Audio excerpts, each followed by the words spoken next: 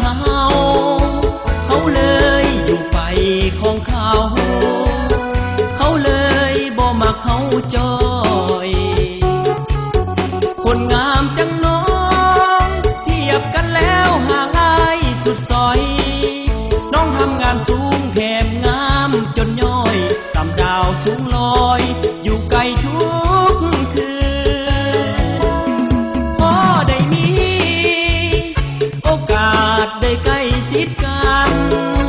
ก็ตอนเดินผ่านเท่านั้นได้กลิ่นหอมหัวใจยังซื่นลมแรงพอมีแห้งหายใจข้ามคืนยิ้มเจ้าหยอกใจตัวอายให้ซื่นปลื้มใจจนยืนฝันดีค่ามองแต่ความจริงคือ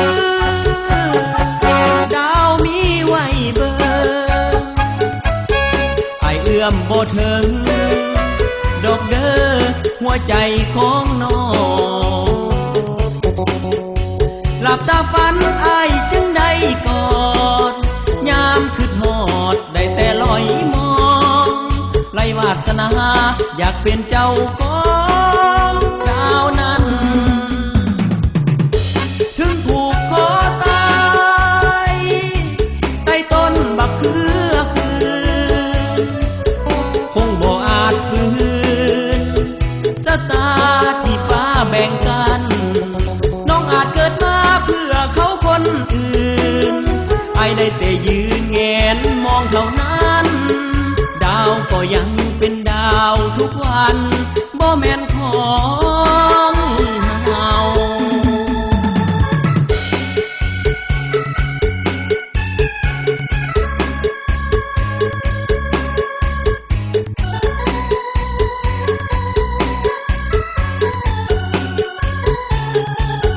แต่ความจริงคือ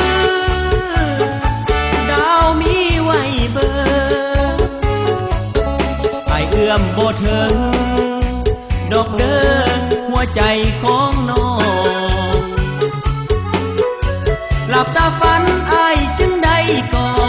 ดยามคืดฮอดได้แต่ลอยมองไร้วาสนาอยากเป็นเจ้าของดาวนั้น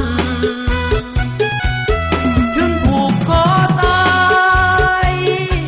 ใต้ต้นบักเขือคืนคงบ่อาจฝืนชะตาที่ฟ้าแบ่งกันน้องอาจเกิดมาเพื่อเขาคนอื่นไอ้ได้แต่ยื